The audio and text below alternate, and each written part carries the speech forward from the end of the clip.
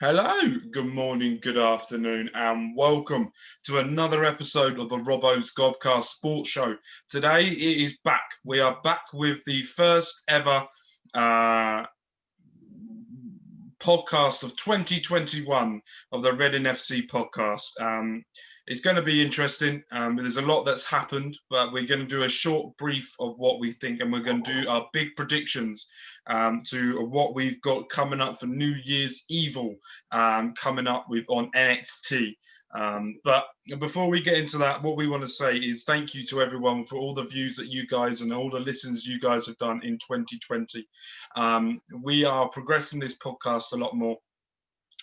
We are trying to get better, get more, and we only can do that with your guys' help and with your guys' support. So that's a massive thank you to you guys. Don't forget as well, we have new Twitter pages in the Robbos Gobcast family.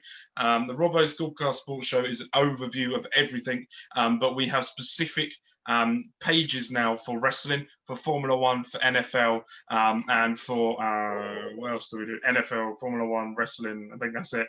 That we've got, and all of them are in the description down below, where we would tweet once or twice, maybe 3 times a day on each account.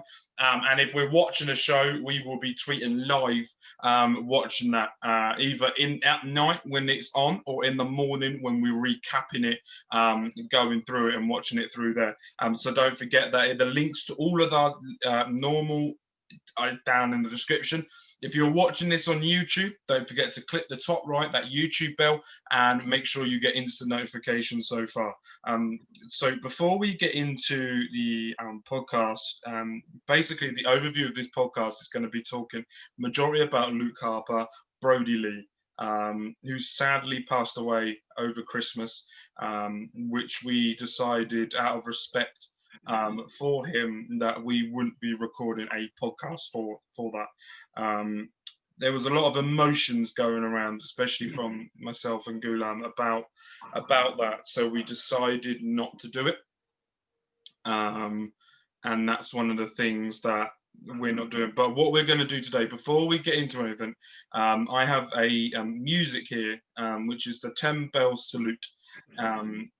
And what we're going to do is, before we get into anything, we're going to do our respects, do the 10 bell salute, and then hopefully we will do some of what we think about him, what we thought he brought to wrestling, what we think his legacy is going to leave behind, and we're going to then get into the NXT action. So if you just don't mind, for the next 30 seconds, we are going to be doing a 10 bell salute. Hopefully you'll be able to hear this clearly, as this is not adding this sound. This is just literally coming from my phone.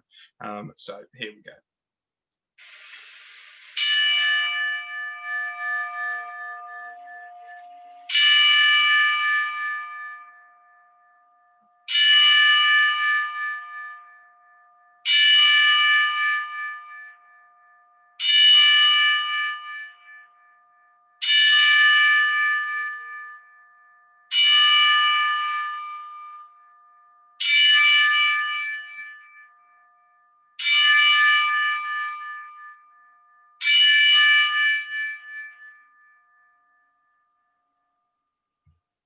Perfect.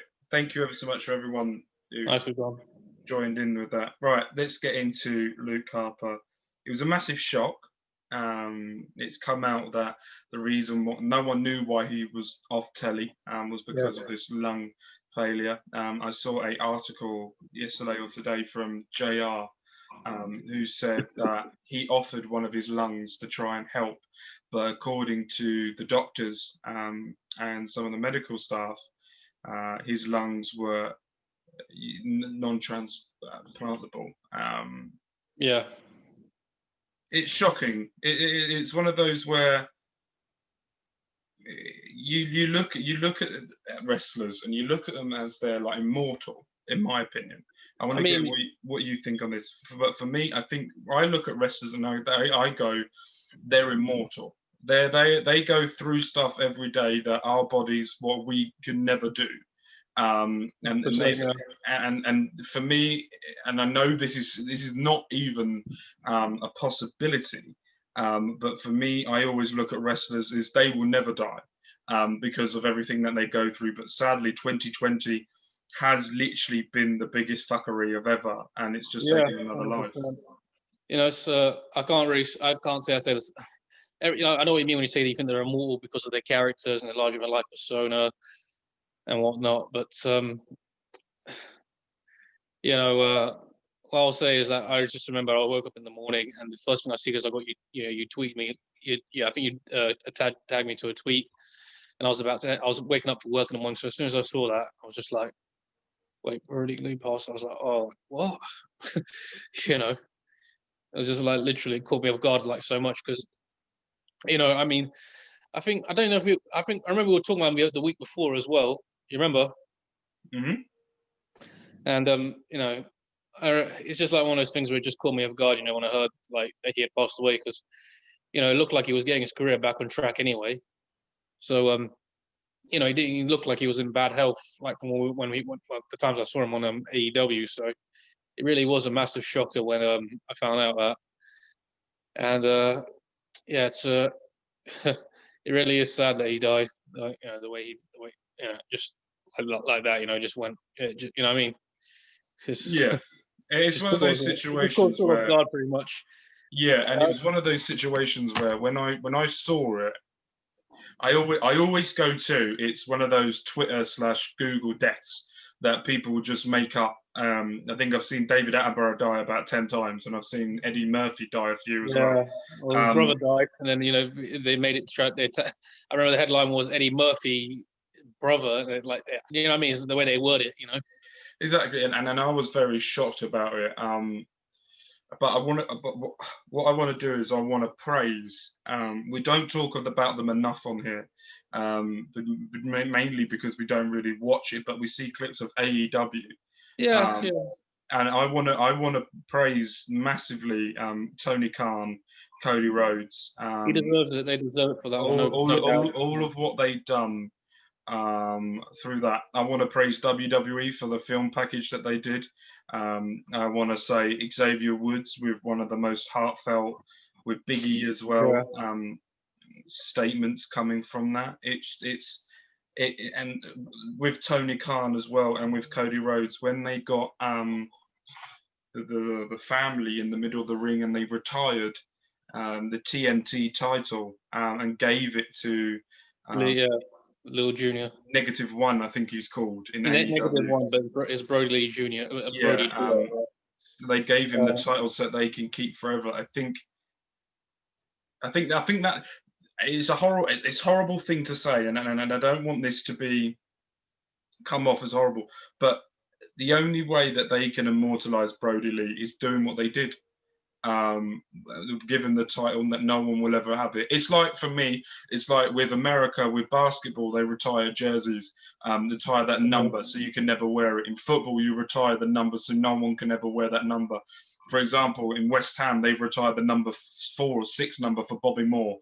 Reading have retired the number 13 number. No one can ever wear the number 13 number. So it's one of those symbolic gestures. I'm not gonna lie, I haven't exactly been Cody Rhodes or Tony Khan's biggest fan for a while, but you know, for what they did, you know, in that segment, you know, giving the title out, you know, giving that salute, and I'm not gonna lie, it did choke me up a little bit. It was a very powerful moment, and man, you know, it's hard to believe that we've been talking about this. That's the thing, you know what I mean? Yeah, it's one of those shocking. We are going to be a bit upbeat a little bit later on. The thing I'll never have to say that makes me laugh as well, and I'm just like, they really have to go that way with him, is when they had what's his name, MJF, do his little heel thing, and I was like, oh yeah, trust him to do that. I think that was an excellent way to do that, and the way with Brody Lee Jr. hit him with the kendo stick, I was like, do you know what? Yes, that would make everyone, just to keep everything and do it. I get it. I mean, well, you have to be fair. It is cheap heat as well, but at the same time, you know, like, is MJF, he's always after that kind of stuff anyway. Exactly.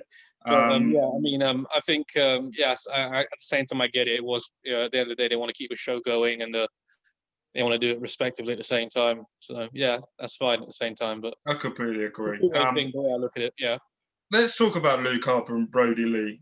In your opinion, what was his best match that you have seen?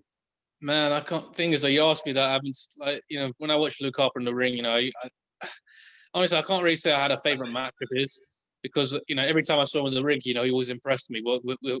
Whether he was with, whether it was a little guy, whether it was a big guy. Just trying to think, and I remember him. I'll tell you what. I'm going to tell you my standout. There's a couple of standout moments for me. Okay. I never knew who he was before he stepped foot into WWE, so I'm going to be open and honest with that. But there was 2 times that really got me. Was the first time was when Luke Harper won the tag titles with Randy Orton, and Randy Orton was stood in the middle of the ring holding the tag title. And I think not only did it show respect, but I think it showed how good Luke Harper was.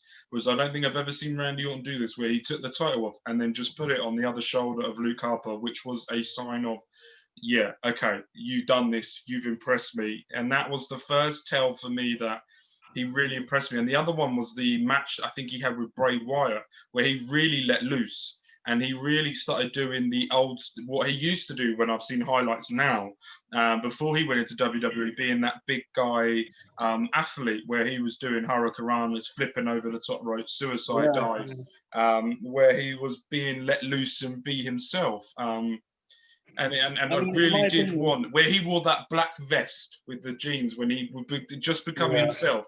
I really wanted him to go on a push and go a bit further than what he did. I loved his gay roll. Yeah. I loved it when he did the gay roll. He did it so smooth in the ring, and it fit his character and everything. I love the spinning clothesline he do and everything. Honestly, I think I've said it before numerous times. I've always thought he was one of the most athletically gifted big men for his time. Mm-hmm. And I'm not gonna lie, I'm one of the people who wish he went further than what they done with him, but. It is what it is. You can't keep, living in the past saying what could have been. You just got to accept it and just be like, they never did it with him. We wish they done it with him. There are a lot of people that wish they'd done it, but it is what it is, and he'll always be, a champion, to the people. So, I think that's probably a bigger achievement than anything, really, to be honest, being a people's champion. What do you think Luke Harper brought to wrestling in general, and what do you think that his legacy is going to be now? I think as a big man, I think he's one of the best big men of his time, to come in. Mm-hmm. I put him, I'm trying to think, I don't, pause the video, sir. And we're back. Right, so you're asking me what would I say his effect was in the professional wrestling business? I'm trying to word it properly because I don't want to, say something which I think I might not be 100% sure of. I'd put him.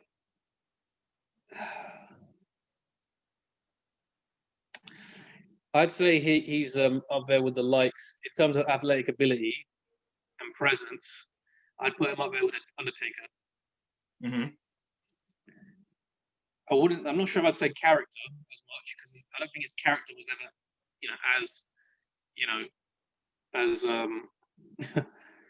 I don't know if I was ever really drawn to him as a character as much. I mean, he made me laugh and this and that whenever he did his stuff and everything, but I was more, I'm saying he never really saw much of a character from him when he was in, WWE. You know what I'm trying to say? Mm-hmm. I know that when he was Brody Lee in his indie years before, there was a time when he just came in as basically a trucker with a bad attitude or something. So that was a different one. I don't know. I mean, it's hard to tell. Yeah, so for me, I think if there was no Brody Lee, there's no Keith Lee. If there's no Brody Lee or Luke Harper, there's no Dijakovic. So I think what he did before he went into WWE really made the big man be agile and be different. Because when I was growing up, the way I was if you were a big man, you just chokeslammed, threw them around and killed them. And then every so often you get one little guy that got a cheap little roll up on you sometimes and got the win. or hold onto the ropes to get a win out of you, and that's how they got. And then since the past 5-6 years, you've seen a redevelopment of the big man, like the Undertaker was. To be fair, I don't think that all big men. I never thought of all big men to be just big hard hitter kind of guys. I've always thought they can be pretty athletic for their size and can do some crazy stuff. It's just like they're allowed to do it. Obviously, when you look at a guy like Keith Lee, I think he defies the whole defies what gravity is, with his size and strength.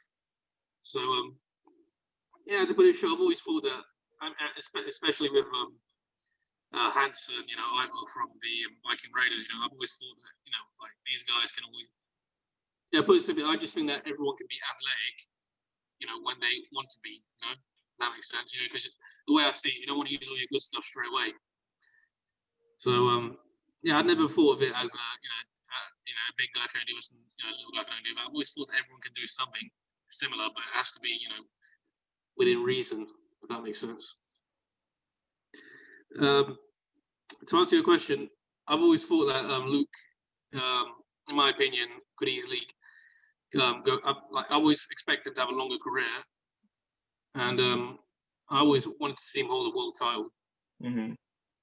And I don't know how familiar you are with the old school wrestlers.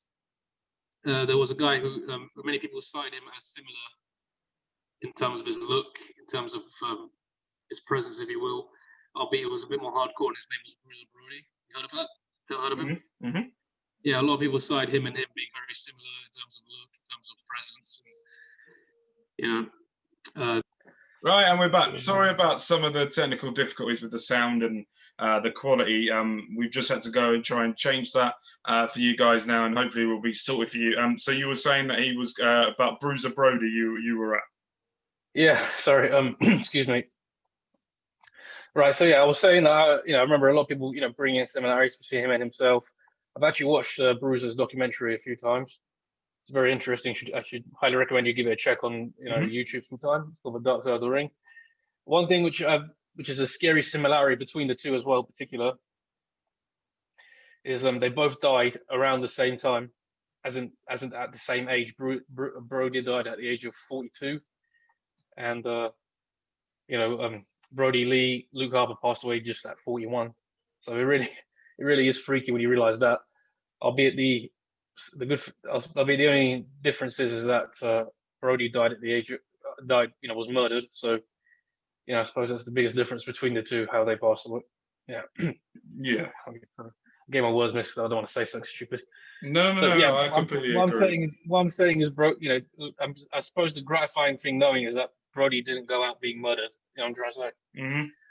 Yeah. So, Right, so that's just going to be the end. So thank you ever so much for everyone listening to Luke Harper. We're now going to go on to NXT New Year's Evil, coming up on tomorrow night for everyone watching this, that's listening to this, and we're going to do our little predictions. We've got new graphics, we've got a new look about it. It's basically the same. It's the only way I could think of actually doing it properly. But we've done it a little bit differently. But it looks a little bit better than what it did last year.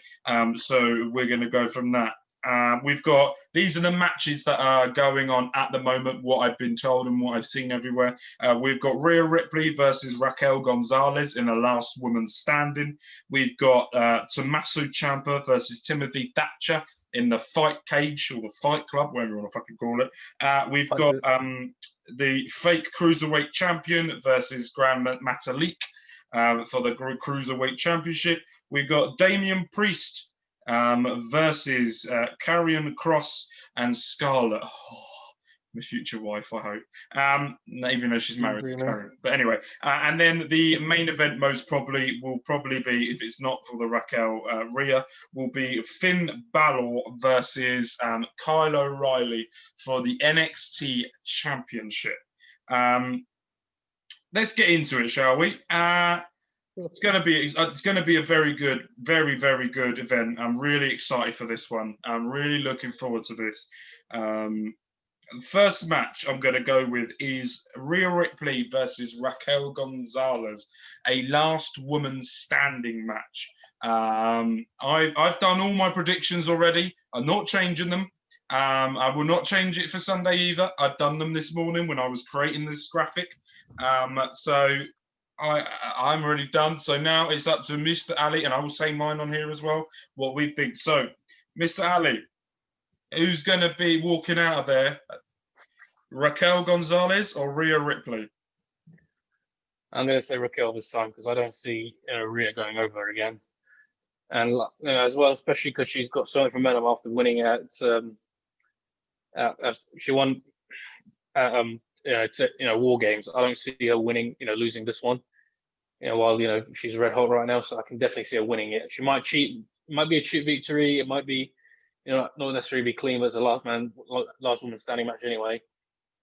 But yeah, I think this is definitely, Rhea's moment of then moving Rhea out and bringing Raquel to the next level.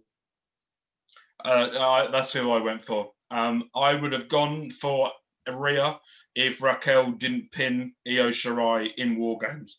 But because she pinned Io Shirai in War Games, I think they're building to Raquel beating Io for that title at some point. Either she'll beat Io for it, Toni Storm, whoever is holding that NXT title when Raquel gets there is whoever's going to be dropping that title to her. She is the face and the future of NXT. To me, it's the right time. It's the right time right now, because you got to move on to the next level now, and Rhea's pretty much been there for some time now, and I mean, she's young, she's got a long career ahead of her. Now's the time to do it. There's no use holding her back, and while Becky's not here, we need someone to start.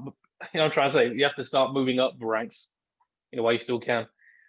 I don't know why I'm bringing her into it, but I look at someone like a Tegan, for example, and she's really held herself back quite a bit, because of these injuries that keep coming up. You know what I'm saying? Yeah, but NXT women are stacked, and they can do a whole show on its own. So they can do.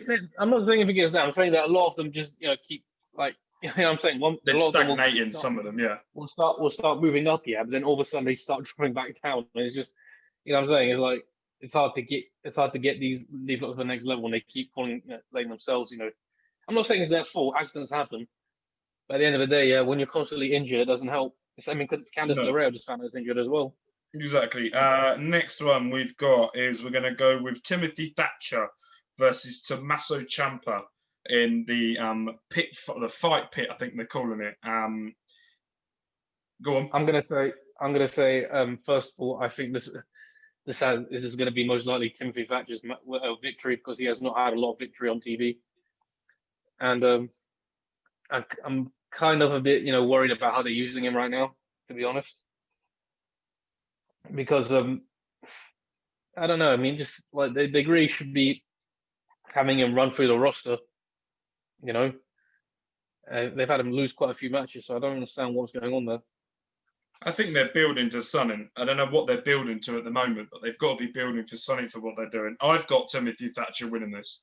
I think the fight is going to be like Undisputed Era's War Games, where they only fight in that pit if it's him. Or they only win, or I think it's the Undertaker's Hell in a Cell, where I don't think Undertaker's ever lost, or Buried Alive match. Undertaker's never lost a Buried Alive match. He lost the first one to Shawn Michaels. Yeah, all of that shenanigans. I think that's going to be all under that. Next one, we've got Escobar versus Gran Metalik for the cruiserweight, the NXT Cruiserweight champion. I've gone for the fake champion Escobar. To win this, and what I'm hoping, I really do hope that this happens. You think Jordan Devlin's going to show up? Yes, and smack him around like he should be, because Jordan Devlin, you never bet against the ace, and Jordan Devlin is the future of WWE, and he is the only one that should be holding that NXT Cruiserweight champion. Simple. Yeah, if that's what you think, more power to you. I think it's fact. He's a fake champion that shouldn't win that title. Okay. Because of COVID, sure. That's the reason why he's got that. Simple. So you think, well, there was a tournament and he won it. They vacated the title, so he won it fair and square, in my opinion. They never vacated the title. They just added another one. He has the title. Hang on a second. No, if you look at, I think you might find that in NXT UK, he's defending the proper NXT UK the NXT Cruiserweight Championship in NXT UK. Listen, the way I see it, he did it the right way. They didn't just hand him the title; he won it in a tournament. All right. You don't, mate. He could win it in a fairground. He could bloody shoot bottles with it. Still win it. He's still not the real champion. Fake champion. Respect lineage. Okay, that's all I'm going to say. Yeah. Right. So I've gone for Escobar winning this. Who have you got winning it? Escobar, 100%. I've nothing against Grand Metalik. I think he's a great performer as well. From the times I've seen him in the ring. I just think the match itself is a bit random. If I'm going to be honest with you. Oh, it's extremely random, but I'm actually quite looking forward to seeing this. It makes me laugh. It makes me laugh how Grand Metalik and Lindsay Dorado came in. They got booed by the NXT lot. I'm just like, wow, you lot are so pathetic sometimes. Like, they did they may not be a part of NXT, but the same crowd that's booing them, or the same crowd that's cheering them when they're on 205 Live. Yeah. Then we've got your man Damian Priest going up against Karrion Kross and Scarlett. Oh, Scarlett. Oh, I do love Scarlett. Going up against Scarlett. Who have you got? You can't bet against your man. The thing is, I don't want to bet against him, but at the same time, I don't see him sticking around in NXT for long anyway, so it's going to have to be Karrion for that one. At this precise moment, we have gone for the exact same prediction on all of them. Because I'm only looking at it from a logical perspective. I can't just say it's because he's my favorite guy, he's going to win it. Because there'll be certain times where I will pick my favorite people more than logical. I know though. So do you know what? I'm going to change how we score our predictions. Instead of whoever wins the pay-per-views, it's how many predictions you get in that event will be how many points you get. So if we all get 20, then in that we'll get 20 each. And then it will carry on building up until we would go to the end of 2021. And then we will see who the overall winner, I think the Royal Rumble coming up as well, is going to be very, very interesting to see who we pick the winners are, and who we think could go on to WrestleMania, which could be interesting. Hopefully there's call that there might be fans back in at the Tampa Bay Bucks arena at that point. The last match, here we go. The last match, the main event, Finn Balor versus Kyle O'Reilly. The second part of this rivalry. They had an excellent match previously, one of the best matches where he broke Finn Balor's jaw. Took everyone to the limit in that match, which I thought was excellent. Is it Kyle O'Reilly's time to now hold the NXT Championship, or is it Finn Balor that's going to stick with it? I hope, honestly, I'm trying to think. I'm going to say Balor's winning it. But that said, I also would like to see Kyle win it, but at the same time, I don't see Kyle winning it because it just doesn't look like they're going to take the title off Finn just yet. That's the thing. You know what I mean? See, I was going for that, but I've changed my mind because I'm going to be different and YOLO, as kids say these days. I am going for Kyle O'Reilly to win the NXT title. I will say this: I kind of lost interest. I'm not lost interest, but I was just like, I'm only going to be fully invested unless they're going to give Kyle a big victory. And that's the thing. I don't see him getting that, win just yet. I think it's still too early for him to even be moving up to that level. See, I don't think it is too early. I think his match is what he's done, and the way that he performs, and not only that, the way that he can get the crowd on his side. You have to be fair. He's only had like a few singles matches. That's the thing. He hasn't had but that's only in NXT. He was a singles competitor outside of NXT. I know that, but I don't want to be that guy that says it, but whatever happened outside doesn't count in WWE.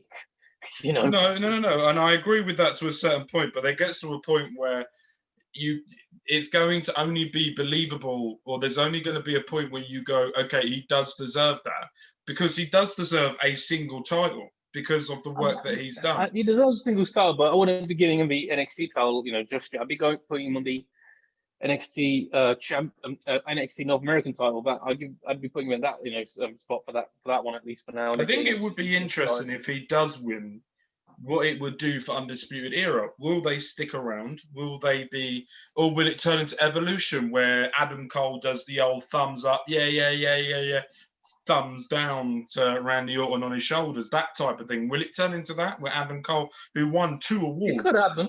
in the end of the year awards, I'm not gonna lie, that could actually happen. Who knows? Who knows? We can only speculate here what we think could happen. So here we're going to go. So I'm going to run through what we've said. So we've agreed on all of them bar one. I've decided to make the last minute change. We both went for Raquel Gonzalez to win the NXT women's standing match. We both went for Timothy Thatcher to beat Tommaso. There's a lot of T's in that fucking match, I'm telling you, against Tommaso Champa in the fight pit. We both gone for the fake champion to beat Grand Metalik. We both gone for Karrion Kross and Scarlett. Oh, she's so against. You just say every time you mention her name. It's going to become a thing now. I love Scarlett too, but I'm not going to. Oh, it's every time. I tell relax, you what, mate, relax. She is like a dream. I'm sure your wife doesn't want to hear you keep saying someone else's name.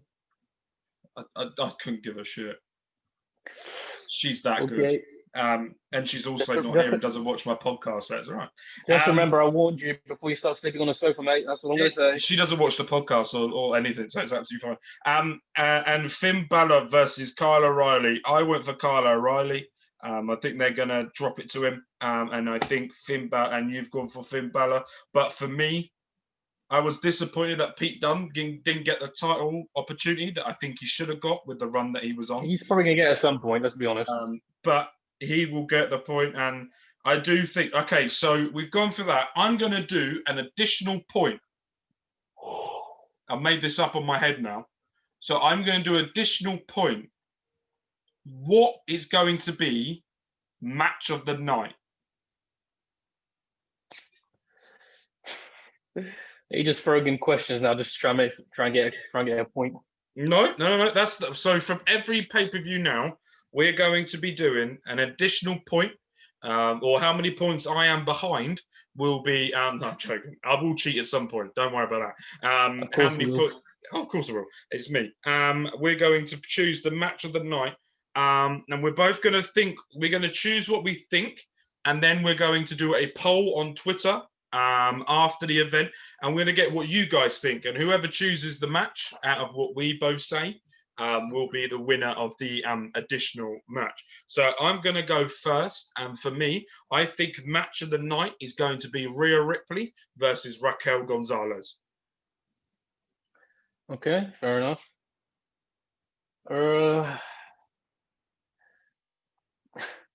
I want to say my favorite, but the thing is, though, at the same time. My favorite is Karrion Kross absolutely dismantling Damian Priest into a little pretzel.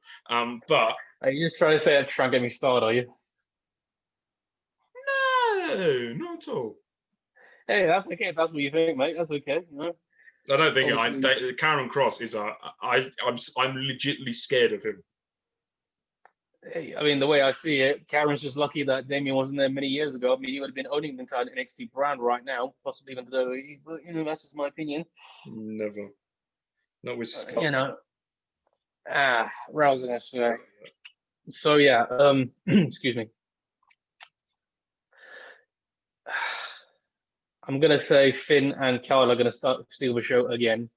Yeah. But that said, I'm also gonna keep an extra eye on Priest and Cross as well.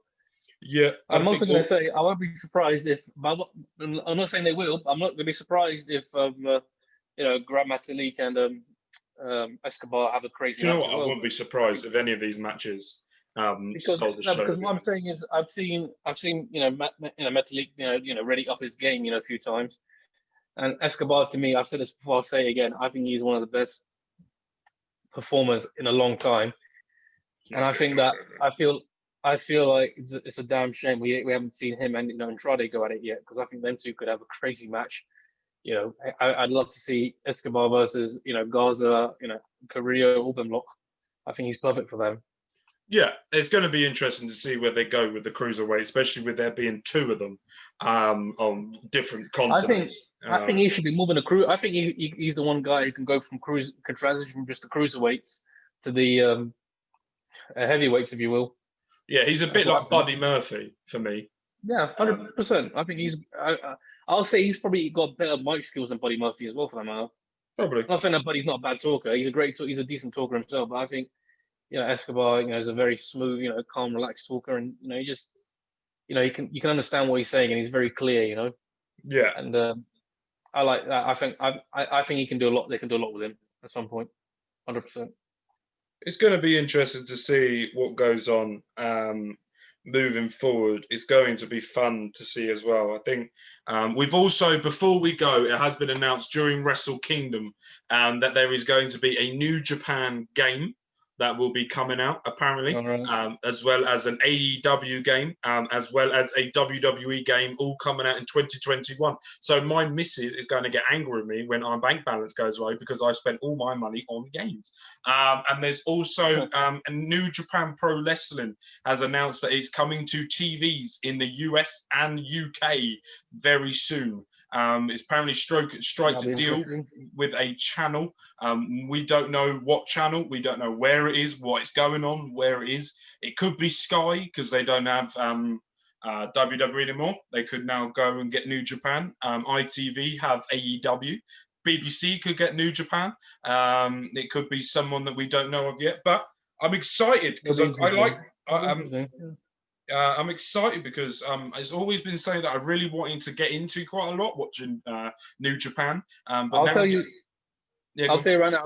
I've seen some New Japan, matches myself. I'm not the biggest, follower of it, but I know some of the guys there. Okada, Naito, obviously, Tama Tonga, all them lot. I know quite a few of those guys there. Ishii and all these guys. I think Japan is a different, is more of a authentic, taste of what wrestling, is, and you don't necessarily need the storyline to get behind it. Mm-hmm. If that makes sense. So you can, it's enjoyable, but I think it appeals more to the wrestling fan base. But that said, I think it's something which will be interesting to see, what broader audience they can reach as well at the same time. And obviously they got Will Ospreay there as well, so that'll be that's someone to really get. Fans behind. It's going. So that was announced last night / this morning during Wrestle Kingdom that it's coming as well over. Actually, I got a question for you. Go on. I don't know how familiar you are with New Japan Wrestling. How familiar are you with them? Yeah. You know Okada, right? Yeah. All right. Who would you like to see from New Japan Wrestling take on from someone in WWE? Ooh. I would love to see. So there's a few matches I really want to see if it was like a New Japan versus WWE crossover pay-per-view. There's quite a few matches I would love to see. I would love to see Roman Reigns versus Tonga. Tama Tonga, yeah. Yeah. I would like to see Okada versus Seth Rollins. That would be one of my. You literally just said what I was about to say. Another one I would like to see is Will Ospreay versus Ricochet, or Will Ospreay versus Daniel Bryan, or Will Ospreay versus Walter, or Will Ospreay in WWE altogether. I just love Will Ospreay. You literally just stole everything I was about to say. So for me, it would be that. A tag team division would probably be the Street Profits versus the Bullet Club, any one of them. I would love to see Gorillas of Destiny, Tama and Tangaloa versus the Usos. Yeah, that would be a hell of a match. Especially the Usos as well. Do you know what? I want one day AEW, New Japan, and WWE to go, fuck it, let's make one massive 2021 end of year big fuck off fest where we all bring them together and we have the Young Bucks versus the Usos versus someone out of New Japan. Then you go have the Street Profits versus FTR versus someone else. Then you can have Kenny Omega versus Roman Reigns versus Drew McIntyre versus Hideo Itami versus Kenta versus whoever the fuck. Do a one massive. I don't think I don't know if the universe could be able to handle that. No, I think that would turn into a massive wank fest. I'll tell you right now, if that was to happen, there'd be so much, disagreements and so many arguments about who's supposed to win this, exactly. who's supposed to win that. It would be endless. It would be interesting to see as well I would love how to they see would book it. It would be fun. To see it. I would yeah, love to so see would I. Tanahashi. It I'd would love make to see Tanahashi versus John Cena. I would love to see, Naito versus Shinsuke. I'd love to see so many, these, Do you know what? I just want to sit in a room, right? I don't care about the matches, right? I just want to sit in a corner. Like in the hospitals, in American hospitals, when they do surgery, they have that upwards balcony like they do in Grey's Anatomy, and you can watch in the surgery and see what goes on. So when they can watch in, so students can see what's going on, right? I want to have that so that I can see and listen to what happens when you have Vince McMahon and Triple H on a table with Tony Khan and Cody Rhodes. And New Japan just seem like a really nice people, so they will just be nice. That would be good. Just to see Tony Khan, Vince McMahon, Triple H, Cody Rhodes, or the Elite, or whoever it is, with Shawn Michaels and everyone, with New Japan, trying to work out how they all can get over at the same time. I would be like, Are we going to leave out Ring of Honor as well and TNA? No, they don't really. TNA are going back there. They've got some excellent talent coming through there and going on. It really entices me to watch that. I just don't have the interest to watch TNA. Like, I'll probably watch a few things there and there, but I just haven't got the desire like I had 10 years ago. And Ring of Honor, I've never really been that interested in. I've seen some matches there and there, but it just never really caught my attention enough. No, they seem to be making their way back with Maria Kanellis. She's sort of taking over all of the stuff that's going on. She seems to be quite a big part of moving forward. I know that shit went down for Ring of Honor after Marty Scurll, and the where is he? Thing. Good question. He was actually in a picture recently with Ricochet at a party, so that was a interesting one. First time in ages. Is he wrestling anymore? I don't know if he's wrestling at the moment. I know that there's I don't know if he's part of Ring of Honor right now after it was revealed about what he'd done with the 16-year-old thing. So he's one of them. Yeah, he basically. I've said it numerous times. He fucked up. So, I mean, his girlfriend is now with Cutler from Forgotten Sons. That shows you how much he fucked up. Is that the Virtuoso? Huh? Isn't that the Virtuoso or whatever? Deonna Purrazzo, yeah. Oh, I tell you what, she is going to be a mega star. I really rate her work rate and her in-ring I think she's great. I think she's. I was surprised NXT dropped the ball on her. I was really surprised on that one. Normally they don't drop the ball, but they really did on her. But Chelsea Green's another one who's going to be quite good going into 2021. I hope she doesn't get injured. If she gets injured so much, bloody hell. Another one who I see having a big year in 2021 is she's back, daddy's back, is Sonia Deville. Yeah, I love Daria as well. I've always thought she was a great talent. I'll tell you right now, I remember when she was on NXT, and I remember there was this stupid bitch in the fucking audience that used to boo her so hard. And I was just like, just watch, one day you're going to regret that. I remember her before she was in NXT when she did that reality show with Mandy Rhodes. I remember them too. I remember when they were on was Velveteen Dream in that one where he pissed off Hulk Hogan? If I remember saying that Hulk Hogan isn't anymore and he's the future and shouldn't be around. Yes, it was tough enough. And I remember that. And Paige and Chris Jericho or was it The Miz that were doing it? So that was just weird. It's crazy how that's aged badly now after so much has happened, but that didn't go down well. But yeah, right. That's the end. That's the end of the Another Podcast. Thank you ever so much for everyone joining.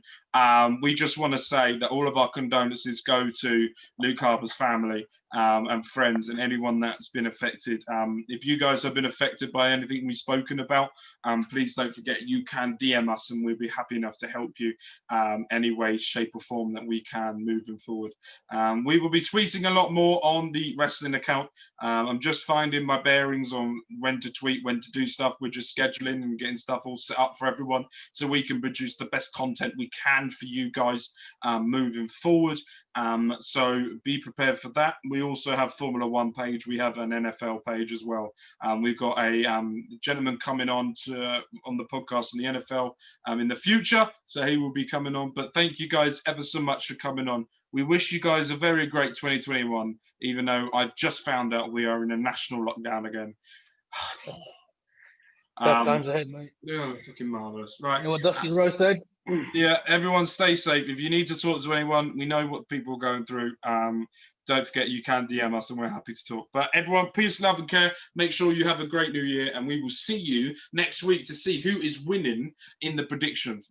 And take care. Bye. See ya.